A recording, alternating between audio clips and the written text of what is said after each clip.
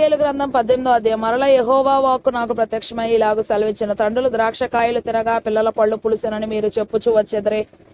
ఇశ్రాయేలీల దేశమును గూర్చి ఈ సామెత మీరెందుకు పలికెదరు? నా జీవము తోడు ఈ సామెత ఇశ్రాయేలీలలో మీరిక పలుకరు. ఇదే ప్రభువైన యెహోవా వాక్కు. మనుషులందరూ నా వశంలో ఉన్నారు, తండ్రులేమి కుమారులేమి అందరూ నా వశములో ఉన్నారు. పాపము చేయువాడెవడో వాడే మరణం నొందును. ఒకడు నీతిపరుడై నీతి న్యాయములను అనుసరించి వాడై ఉండి పర్వతముల మీద భోజనము చేయకయు, ఇశ్రాయేలీలు పెట్టుకున్న విగ్రహముల తట్టు చూడకయు, తన పొరుగువాని భార్యను చెరపకయు, బహిష్ట అయిన దారిని కూడకయు, ఎవరినైనను బాధ పెట్టకయు, రుణస్థునికి అతని తాకట్టును చెల్లించి బలాత్కారము చేత ఎవనికైనను నష్టము కలుగజేయకయు నుండు వాడై, ఆకలి గలవానికి ఆహారం ఇచ్చి దిగంబరికి బట్ట ఇచ్చి వడ్డీకి అప్పియకయు, లాభము చేపట్టకయు, అన్యాయము చేయకయు, నిష్పక్షపాతముగా న్యాయము తీర్చి యథార్థపరుడైన కట్టడలను గైకొనుచు నా విధులను అనుసరించుచు ఉండిన ఎడల వాడే నిర్దోషి అగును. నిజముగా వాడు బ్రతుకును.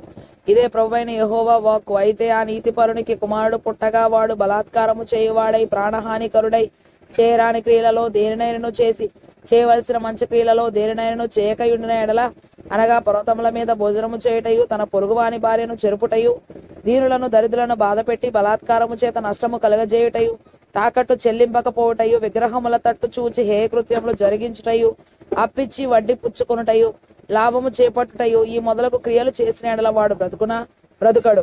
ఈ హేయక్రియలు అన్ని చేసెను గనుక అవశ్యముగా వానికి మరణశిక్ష విధింపబడును. వాడు తన ప్రాణమునకు తానే ఉత్తరవాది అగును. అయితే అతనికి కుమారుడు పుట్టగా ఆ కుమారుడు తన తండ్రి చేసిన పాపములన్నిటిని చూచి ఆలోచించుకొని అట్టి క్రియలు చేయకయుండిన ఎడల, అనగా పర్వతముల మీద భోజనము చేయకయు, ఇశ్రాయేలీలు పెట్టుకున్న విగ్రహముల తట్టు చూడకయు, తన పొరుగువాని భార్యను చెరపకయు, ఎవరినైనను బాధ పెట్టకయు, తాకట్టు ఉంచుకొనకయు, బలాత్కారము చేత నష్టపరచకయు, ఆకలి గలవానికి ఆహారం ఇచ్చి దిగంబరికి బట్ట ఇచ్చి బేదవాని మీద అన్యాయముగా చెయ్యి వేయక లాభము కొరకు అప్పియకయు, వడ్డీ పుచ్చుకొనకయు నుండిన వాడై నా విధులను ఆచరించుచు నా కట్టడలను అనుసరించుచు నుండిన ఎడల, అతడు తన తండ్రి చేసిన దోషమును బట్టి చావడు. అతడు అవశ్యముగా బ్రతుకును. అతని తండ్రి క్రూరుడై పొరులను బాధపెట్టి బలాత్కారము చేత తన సహోదరులను నష్టపరచి తన జనులలో తగని క్రియలు చేసిన గనుక అతడే తన దోషమును బట్టి మరణం నొందును. అయితే మీరు కుమారుడు తన తండ్రి యొక్క దోష శిక్షను ఏలమోయటలేదని చెప్పుకొనుచున్నారు.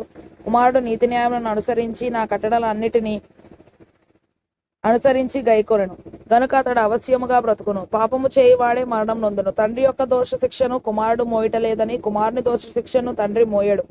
నీతిపరుని నీతి ఆ నీతిపరునికే చెందును, దుష్టుని దుష్టత్వం ఆ దుష్టునికే చెందును. అయితే దుష్టుడు తాను చేసిన పాపములన్నిటిని విడిచి నా కట్టడలన్నిటినీ అనుసరించి నీతిని అనుసరించి న్యాయము జరిగించిన ఎడల అతడు మరణం నొందడు. అవశ్యముగా అతడు బ్రతుకును. అతడు చేసిన అపరాధములలో ఒకటియు జ్ఞాపకములోనికి రాదు. అతని నీతిని బట్టి అతడు బ్రతుకును. దుష్టులు మరణం నొందుట చేత నాకేమాత్రమైన సంతోషము కలుగునా? వారు తమ ప్రవర్తనను దిద్దుకొని బ్రతుకుటయే నాకు సంతోషము. ఇదే ప్రభువు యెహోవా వాక్కు. అయితే నీతిపరుడు తన నీతిని విడిచి పాపము చేసి దుష్టులు చేయి హేక్రియల అన్నిటి ప్రకారం జరిగించిన ఎడల అతడు బ్రతుకున.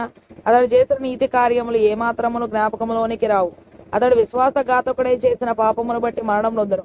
అయితే యెహోవా మార్గము న్యాయము కాదని మీరు చెప్పుచున్నారు. ఇశ్రాయేలీలారా, నా మాట ఆలకించుడి. నా మార్గము న్యాయమే, మీ మార్గమే కదా అన్యాయమైనది.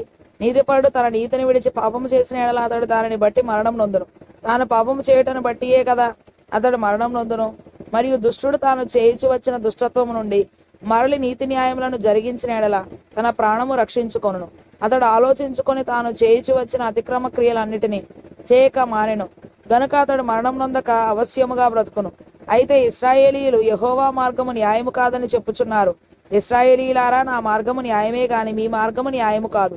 కాబట్టి ఇశ్రాయేలీలారా, ఎవని ప్రవర్తనను బట్టి వానికి శిక్ష విధింతును. మనసు త్రిప్పుకొని మీ అక్రమములు మీకు శిక్షా కారణములు కాకుండానట్లు వాటిని అన్నిటిని విడిచిపెట్టుడి. మీరు జరిగించిన అక్రమ క్రియలన్నిటిని విడిచి నూతన హృదయమును నూతన బుద్ధియు తెచ్చుకొనుడి. ఇశ్రాయేలీలారా, మీరెందుకు మరణం నొందుదురు? ఇదే ప్రభువు యెహోవా వాక్కు. మరణం నొందుటను బట్టి నేను సంతోషించువాడను కాను. కావున మీరు మనసు త్రిప్పుకొనుడి, అప్పుడు మీరు బ్రతుకుదురు. ఇదే ప్రభువు యెహోవా వాక్కు.